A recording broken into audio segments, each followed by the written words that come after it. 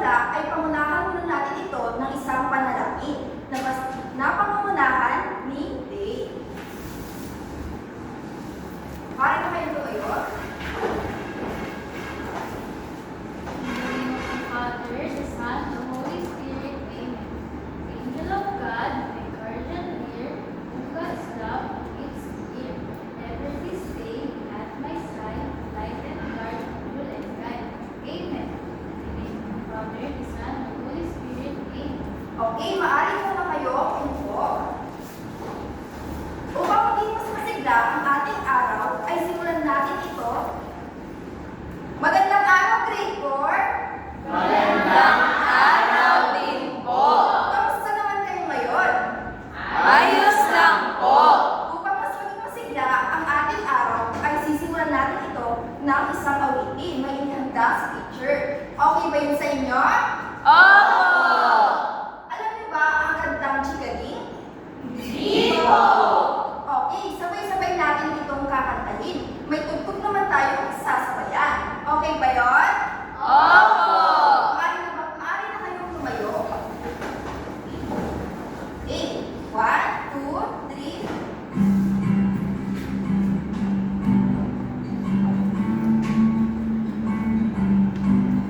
Chigaling, chigaling, lilipad, lipad. Chigaling, chigaling, lilipad, lipad.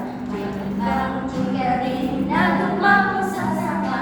Lilipad ang isa, apat ang natira. Chigaling, chigaling, lilipad, lipad. Chigaling, chigaling, lilipad, lipad. May apat na chigaling na dumako sa sanga. Lumipad ang isa, tatlong natira. Chigaling, chigaling, lilipad, lipad. Chigaling, chigaling, lilipad, lipad. Tatlong chigaling na dumako sa sanga. Lumipad ang isa, dalawa natira. Chigaling, chigaling, lilipad, lipad. Chigaling, chigaling, lilipad, lipad. May dalawang chigaling na dumako sa sanga. Lumipad ang isa, isang natira. Chigaling, chigaling, lilipad, lipad. Chigaling, chigaling, lilipad, lipad. May isang chigaling na dumako sa sanga. Lumipad ang isa, walang natira. Chigaling, chigaling, lilipad, lipad. Chigaling, chigaling, lilipad, lipad. Okay, ang gagaling naman palang kumanta ng grade 4. Maging masaya ba kayo sa pagkanta, grade 4? Pwede na kayo umupo. Ngayon naman, ay gusto kong malaman kung may lumipad sa ating klase. Kapag tinawag ko ang inyong pangalan, ay gagayahin nyo ang tunog ng isang hayop na pamilyar sa inyo. Maliwanag ba yun? Opo! Okay. Justin? On! Melanie? JC? Irish? Edith? CJ? Dane? Ate Mama? And Sir Lynn? Ngayon naman ay, naalala niyo pa ba ang tinalakay natin kahapon tungkol sa ornamental na halaman? Opo! Ano na nga ulit ang ornamental na halaman? Darlene? Teacher, para po ito makapagbigay ng ganda at sariwang hangin. Tama! Ngayon naman ay hahatiin ko kayo sa dalawang grupo. Ito ang unang grupo at ito ang ikalawang grupo. Mayroon dito mga nakagulong letra.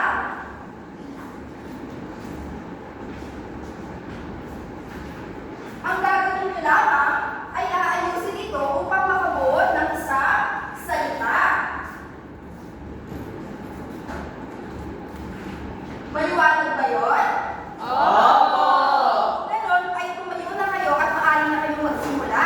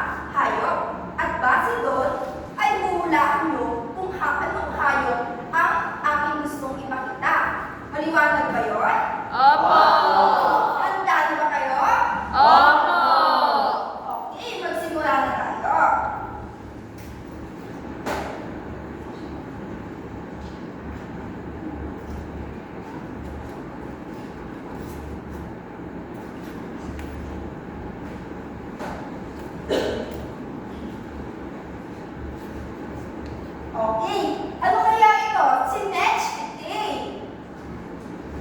Aso. Tignan nga natin kung tama ang asong sinasabi nyo. Naku! Isang baboy wala! Danger aso, kuya. Tingnan natin. Tama! Tama ang inyong sagot na aso. Lumapit tayo sa pangalawa. Ito naman, ano kaya ito mga bata? Pusa.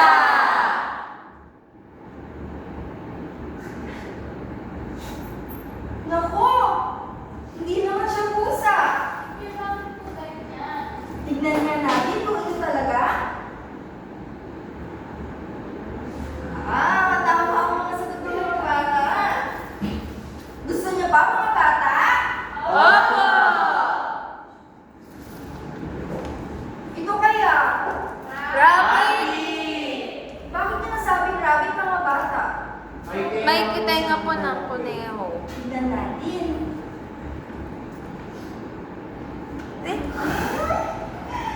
Ano kaya ito mga bata? Hindi naman siya isang kuneho. Kuneho po yan. Tama! Tama ang mga sagot niyo mga bata. Isa nga itong puting kuneho. Manok. Manok. Tama! Isang manok nga. Isang matabang manok. Ito naman mga bata ang huling litrato. Ano kaya ito? Paro. O, isang ibon. Wow! Tama ang mga sagot ng mga grade 4. Okay, ayun lamang. Alam niyo ba na ang mga hayop ay hindi lang basta hayop? Sila din ay maaaring alagaan sa ating bahay. Ngayon ay may larawan ako dito na isang bahay. Sa bawat pagbukas ng ating pinto ay may makikilala tayong isang hayop, isang kaibigang hayop.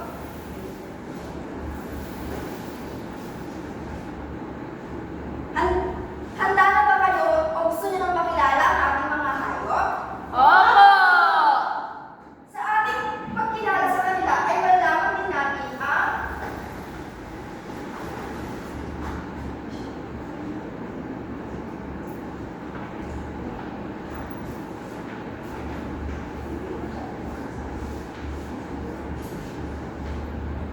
malalaman din natin ang kabutihang nagdudulot nila para sa atin o sa ating tahanan.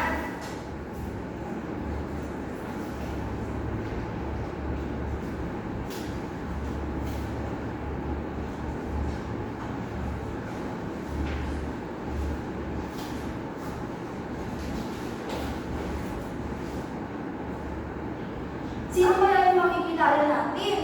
May ideya ba kayo?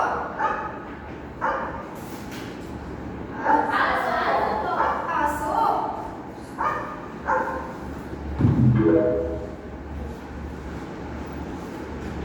May naririnig ba kayo? Opo. Ano naririnig nyo? Aso. Tingnan nga natin. Naku, ito nga ang isang aso. Ano nga ulit ang tunog ng isang aso? Ang asong hawak ko ay tatawagin nating bantay. Ang isang aso ay isang klase ng hayop na may 4 na paa, mabalahibo at matalas na pang-amoy.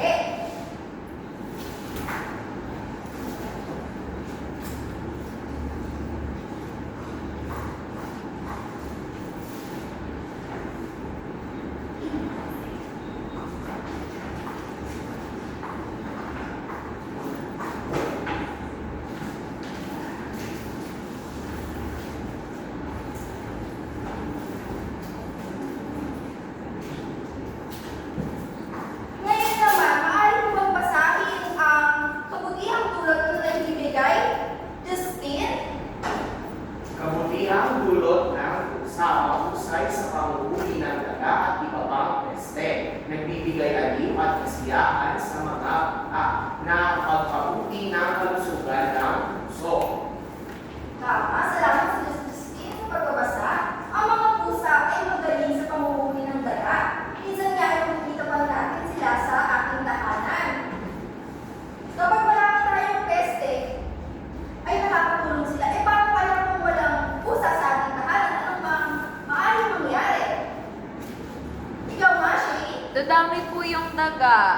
Okay, salamat. Nakakapagpili sila ng aling at kasiyahan sa mga bata. Sabi ko nga kanina ay malambing ang mga pusa. Sila ay malaro o pinapakita nila ang pagmamahal sa kanilang mga amo sa pamamagitan ng paglalambing. At panghuli, nakakapagbuti ito ng kalusugan ng puso. Ito ay parte sa mga pag-aaral ng iba na pagkakaroon daw o pagkaalaga ng pusa ay nakakatulong upang mapababa ang tsansa ng pagkakaroon ng sakit sa puso. Maliwanag ba yan, grade 4? Opo! Ngayon naman ay kilalanin na natin ang ikatlong hayop.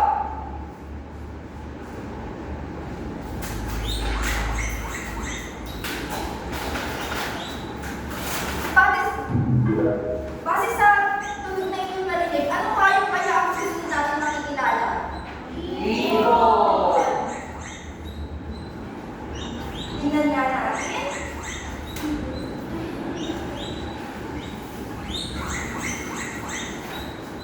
Tama, isang ibon. O partikular, ito ay isang kalapate. Anong naobserbahan niyo sa mga hayop na kalapate o iba pang klase ng ibon sa ating kapaligiran? Ikaw nga, Justin? Teacher, sila po ay may pakpak at may matulis na nguso. Ngayon naman, sino ang may alagang ibon sa tahanan? Ikaw nga, CJ? Ma'am, kami po may alaga po kami ibon sa tahanan. Ang pangalan po nila ay Happy at Bird. Kasi po dalawa sila. At ito po ay pinangalanan kapag ito ay dumating yung birthday ng mama ko. CJ, maaari mo bang malaman kung ilang ang lahat ng inyong alagang ibon? Ma'am, dalawa po. Meron po dalawa ulit, kaya po nag-itapan. Okay, salamat. CJ?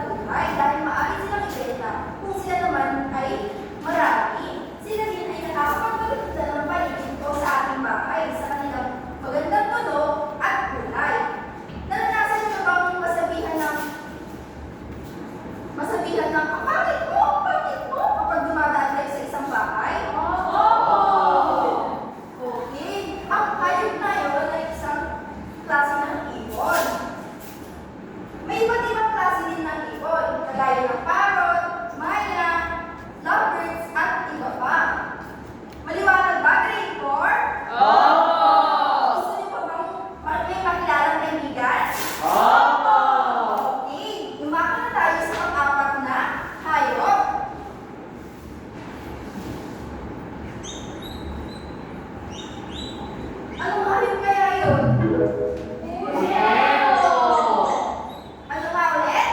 Kunero! Tama! Pero mukhang nahihiya ang ating alagang kuneho. Ang papakalaman natin siya, Hopia. Si Hopia mukhang mahihiyain. Sabi ni Hopia, ayaw ko lumabas, nakapagtawa ng tawa ng mga bata. Mga bata, mukhang nahihiya talaga si Hopia. At upang lumabas siya, tulungan natin siya. Sabihin natin, Hopia, Hopia, kaya mo yan, hop, hop, hop. Maliwanag ba, grade 4? Okay, sabihin natin ang sabay-sabay. Hopia, Hopia, hop, hop, hop. Hopya, hopya, hop, hop, hop. Okay, salamat na mga bata. Ngayon ay may lakas na ako ng loob. Okay, ang kuneho ay isang klase ng hayop na may dalawang malaking tenga, mabalahibo o malambot ang kanilang katawan at sila ay mahilig tumalon. Sila din ay mahilig kumain ng gulay o damo. Ano nga ulit ang hilig nilang kainin? Gulay at damo. Teacher. Okay.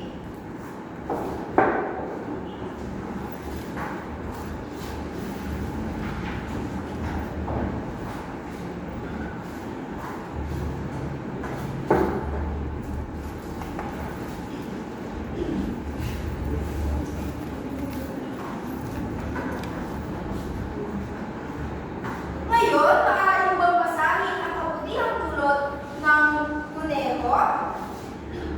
Bane? Kabutihang tulad ng kuneho, nagbibigay ng sustansyang karne. Ang dumi ay nagiging mataba sa lupa. Maaaring alagaan bilang alaga at ibenta bilang dagdag kuneho. Salamat din sa pagbabasa. Ang kuneho ay nakakapagbigay ng masustansya na karne. Ngunit paalala lang ang mga bata ay may iba't ibang klase ng kuneho. Ang iba ay maaaring karne at ang iba naman ay maaari lamang alagaan. Tandaan niyo yun mga bata. Ang dumi nila ay nagiging pataba sa lupa. Nakakatulong ito upang maging mas masustansya ang mga pagkain. Maaari alagaan din ito at ibenta at dagdag kita. Ito ay klase ng pag-aangkop sa pangangailangan sa pagkain at hanap buhay. Dahil sa araw-araw ay kailangan natin ito. Maliwanag ba yun, grade 4? Opo. Ngayon naman ay dumako na tayo sa panghuling hayop. Gusto niyo na ba siya makilala? Opo!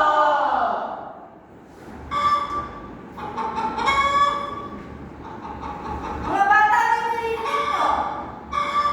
Manok po! Tingnan nga natin.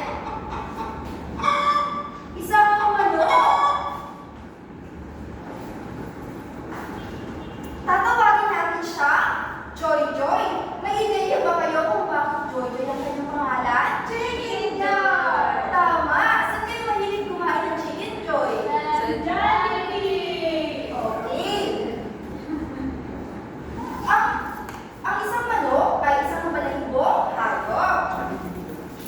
Tingin niyo bakit kaya maraming Pilipino ang nag-aalaga ng hayop sa kanilang tahanan? Ikaw nga, Justin? Teacher, prepared po kasi sila ang namin. Ano ba? Name? Teacher, pwede po silang gawin pa namin. Tama. Dahil sinabi mo din, alam pamilya ba kayo pag tinatawag ko ang biro na kapatid daw natin ang mga alagang manok ng ating ama? Okay. Ang isang manok ay may kabutihang dulot din para sa atin. Mga bata, sa inyo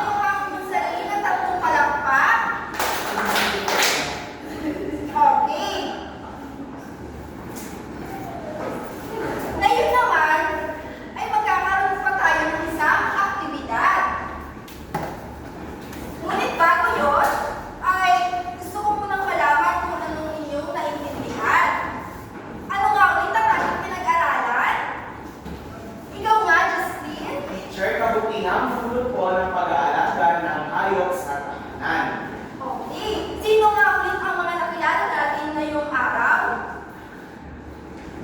Ikaw nga, Sir Lynn?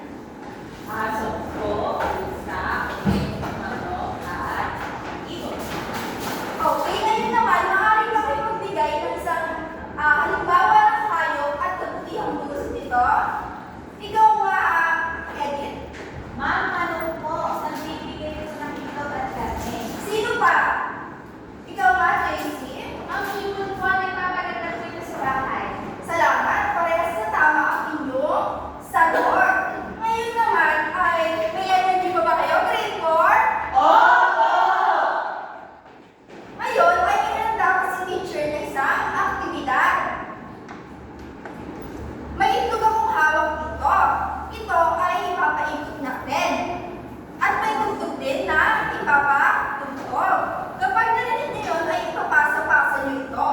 At kung kanino huminto, ay siya ang sasagot ng mga tanong dito. Bubunod kayo mga bata. Handa na ba, grade 4? Okay, maaari na tayo magsimula.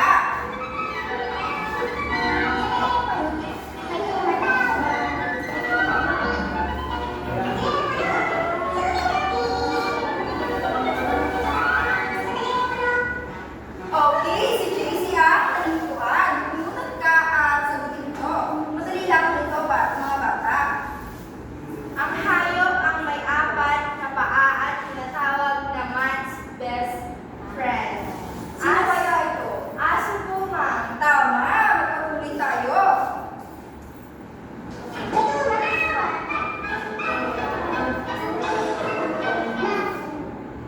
Okay, si Justine ang nakukuha. Mag-ingat sa paghawak dahil hindi yan totoo.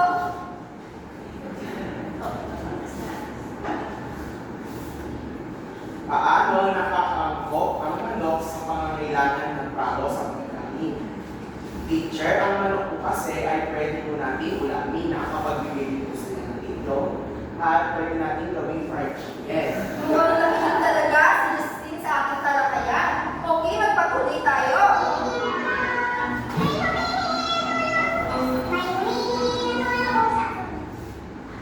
Okay, si Dane ang manintuan. Tumunod ka, Dane. Anong hayop ang mabilis tumalon at maaari gawing karne o nagpapitay? Tuneo po. Tama, isang kunego. Tunay na nakinig si Dane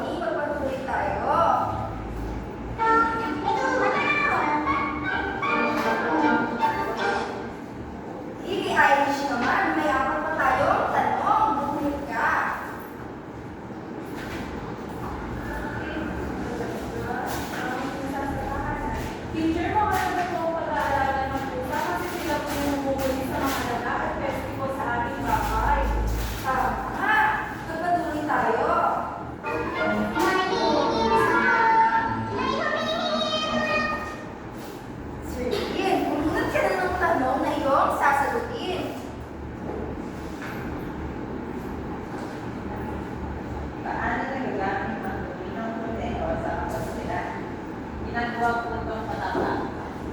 Tamang yung sagot. Okay, magpatuloy tayo. Asan ang itlog? Darlene, tumayo ka?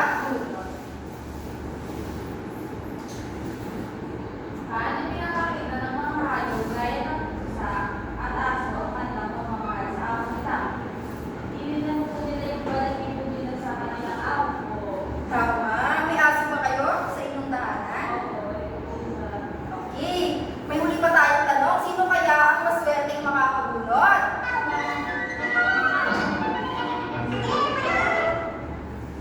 Okay, kunin mo lang ang tanong. Edit. Ano ang katanggalan ng aso? Ang dahilan kung bakit ito mahusay na tagapagbantay? Ma'am, mabilis po siyang tumawa pag may mga tao ko na hindi kilala at nababasa ito sa mga bata. Okay, dahil natalakay na natin ang ating aralin, at ngayon naman gusto kong malaman kung tunay niyong naiintindihan ang ating pinag-aralan.